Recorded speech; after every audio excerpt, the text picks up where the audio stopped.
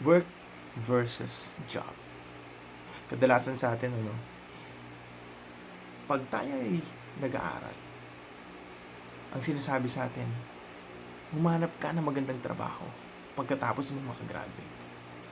Kaya marami sa atin ang napapako na sa pagiging empleyado, sa paghahanap ng job na tinatawag natin, or something that people or other people will pay us to do. In short, ito yung mga skills na pwede nilang pakinabangan sa atin.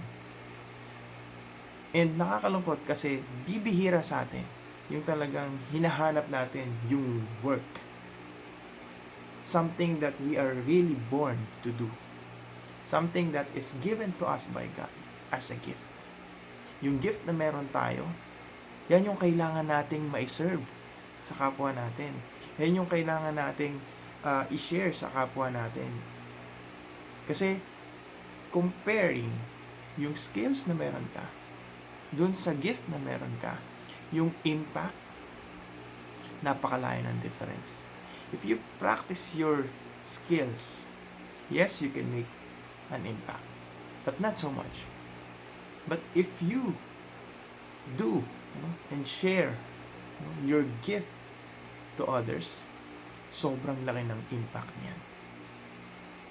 Bakit ko nasabi?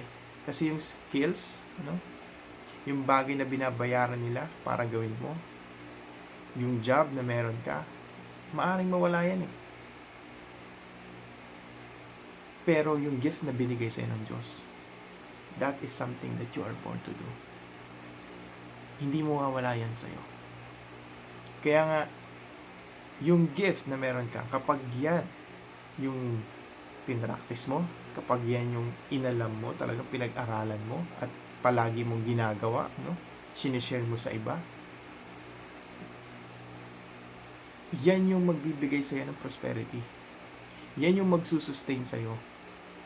Kaya nga kung ikaw yung tipo ng tao na nawalan ka ng job, or you are very much reliant on your job, you really need to understand na hindi pa tapos yung mundo.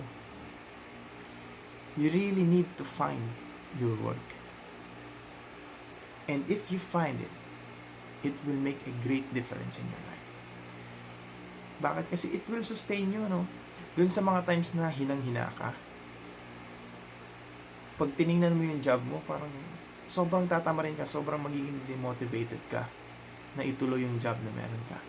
But if you find your work, no matter what happens, kahit nakakalungkot man yan, kahit nakakatamad man yan, kahit, mawalan ka ng gana, still, you will do it. Bakit? Kasi yun yung something na binigay sa'yo ng Diyos para gawin mo. Yun yung something na you are born to do. Ibig sabihin, pinanganak ka para doon, para gawin yun. And wala kang magiging reason, kundi gawin yun. You don't have a reason to stop and not to do it.